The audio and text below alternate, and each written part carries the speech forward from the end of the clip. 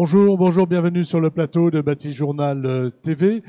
Nous sommes à Lille sur le forum Bois Construction 2023 et avec mon invité, nous allons parler d'un beau projet, un projet de cadre de vie en bois. Et donc vous êtes Antoine Santiard, bonjour. Bonjour. Vous êtes architecte chez H2O. C'est ça. Vous nous présentez l'agence?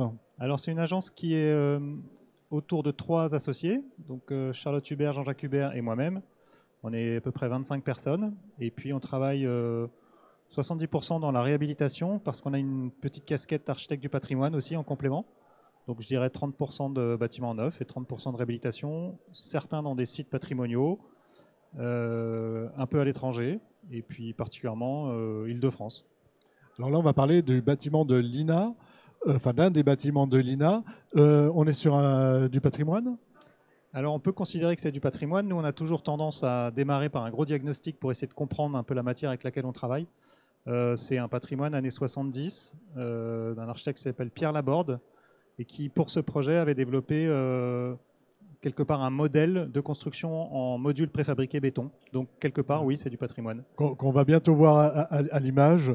Et donc on est vraiment dans un bâtiment voilà, années 70. Ouais, c'est un bâtiment sériel, répétitif, qui a été construit de manière linéaire pour suivre un chemin de grue. Donc c'était vraiment un procédé constructif. On amenait des modules qu'on peut voir sur les slides d'après, qui sont des cadres en béton qui servent à la fois de façade et à la fois de plancher. Ce bâtiment, on a besoin, il est fatigué, on va dire. Il est fatigué, il a subi des transformations un peu successives, notamment dans ses espaces intérieurs. Extérieurement, il n'a pas trop bougé. Et à l'intérieur, il est un peu mal aimé, il est mal perçu. On a des grands couloirs un peu anonymes qui ne laissent pas vraiment percevoir ce qui se passe dans chacun des bureaux. Et les métiers de l'INA ont évolué aussi dans le temps. Il y a un plus grand travail en équipe, donc on a besoin un peu d'avoir des vues et de se sentir travailler à plusieurs. Et donc tout le projet, c'était de retrouver l'essence de ce bâtiment, qui a été avec des faux plafonds 60-60, voilà, un peu perdu dans ses qualités. Et donc comment redonner de l'amour à ce bâtiment et lui redonner l'expression de ses qualités en étant en même temps contemporain. Alors, comment le bois arrive dans le projet? Est-ce qu'il arrive naturellement ou est-ce que c'est une demande du maître d'ouvrage? C'est vous qui le portez? Alors, nous, on travaille beaucoup sur des aménagements intérieurs avec le bois, donc c'est quelque chose qu'on a toujours en tête. Et là, il avait du sens parce que c'était pour travailler cette complémentarité avec le béton. Donc, on a sablé les bétons, remis à jour cette structure qu'on trouvait assez noble. Et en parallèle, on s'est dit que ça pourrait être assez beau d'avoir ce contraste ou cette complémentarité entre quelque chose d'un peu plus domestique, un peu plus doux, un peu plus chaleureux. Et en parallèle, il y avait aussi une contrainte, c'est que l'INA ne peut pas s'arrêter. Ils font de la captation en permanence. Et donc, il fallait penser un projet qui puisse se réaliser en site occupé, avec des horaires décalés. Et donc, le bois, c'est aussi une manière de pouvoir fabriquer hors site et pouvoir amener des éléments modulaires qui s'assemblent dans des horaires qui ne sont pas forcément les horaires de travail. Voilà, parce que là, comment ça se passait? C'est-à-dire qu'il y avait un phasage où on avait une partie du bâtiment qui était fermée. Ou alors est-ce que vraiment, le matin, j'arrivais à mon bureau, le lendemain, j'avais un bureau complètement différent? Alors, le lendemain, peut-être pas, mais il y avait certaines zones, mais en tout cas, étage par étage. Donc ça veut dire qu'il y avait de temps en temps une zone à rez-de-chaussée, par exemple, qui était en travaux avec des personnes qui travaillaient en étage. Et ça s'est fait, oui, par phases successives, un peu en tiroir. Et c'est un projet qui a été aussi phasé dans le temps. On a démarré en 2017, on a fini en 2022. Donc là, on a une image, hein, on voit le travail qui a été réalisé donc à la fois sur le béton et avec le bois, parce qu'on a aussi des demi-cloisons, c'est ça? Voilà. Donc on a réouvert des cadres qui étaient fermés pour redonner un peu cette transparence, apporter de la lumière au cœur du bâtiment. Et en même temps, tout l'aménagement intérieur a été réalisé sous la forme de cloisonnement en bois, qui était avec des éléments modulaires, avec des panneaux de remplissage qui peuvent être soit vitrés, soit opaques, soit même avec des perforations pour intégrer de l'acoustique à l'arrière. Et puis on voit une sorte de sous-aménagement un peu plus fin, un peu plus en détail, avec des systèmes qu'on a appelés cloisonnettes, qui permettent d'accueillir chacun des postes de travail. C'était un dispositif qu'on a inventé de manière modulaire, puisqu'il y a autant de métiers que d'espace, et donc il fallait que ça puisse avoir cette capacité d'adaptation. Voilà, c'est-à-dire que je peux le changer un peu comme je le souhaite. C'est fixé au sol ou c'est quelque chose qu'on peut déplacer tout simplement? C'est quelque chose qui peut être déplacé, mais avec la particularité que ça accueille aussi les réseaux qui alimentent tous les postes de travail. L'INA, c'est une entreprise qui fait de la captation vidéo en flux tendu. Donc ils ont des câblages un peu spécifiques et des besoins en flux numérique qui sont importants.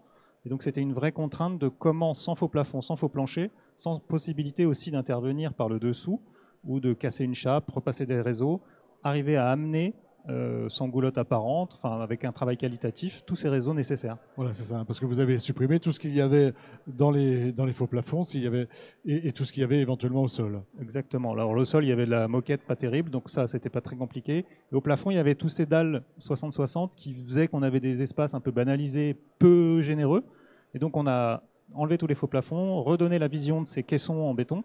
On a fait un traitement acoustique au plafond qui nous sert aussi de déflecteur lumineux pour essayer de donner une homogénéité de lumière qui soit adaptée à la manière dont les personnes travaillent derrière les écrans pour éviter tous les éblouissements ou tous les flashs.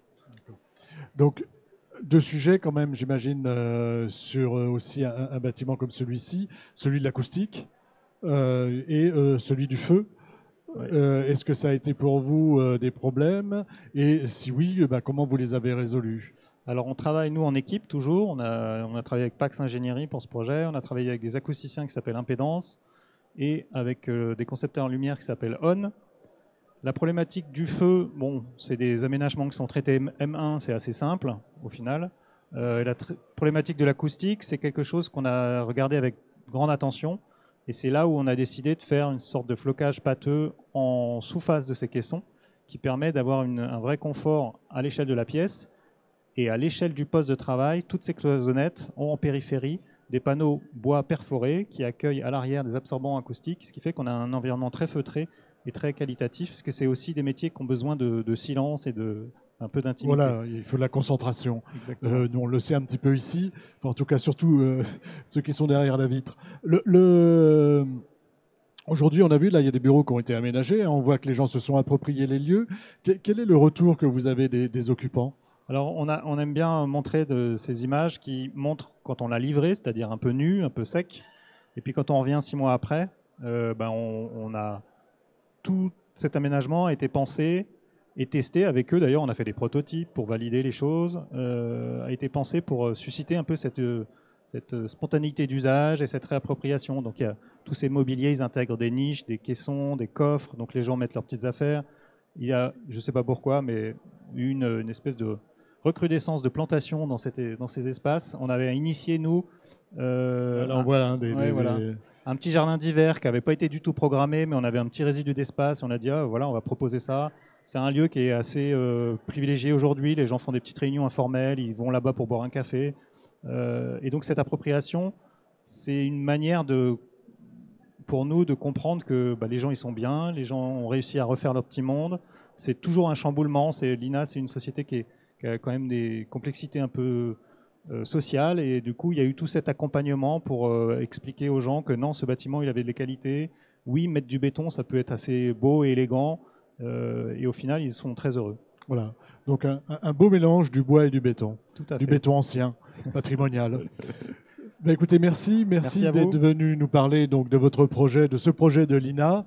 Un petit temps d'échange à retrouver sur notre site internet Bâti Journal TV et sur les sites de nos partenaires que sont le magazine Wood Surfer, le Forum Bois Construction bien sûr et France Bois Forêt. Merci à vous d'être venu jusque-là. Merci, au revoir. Au revoir.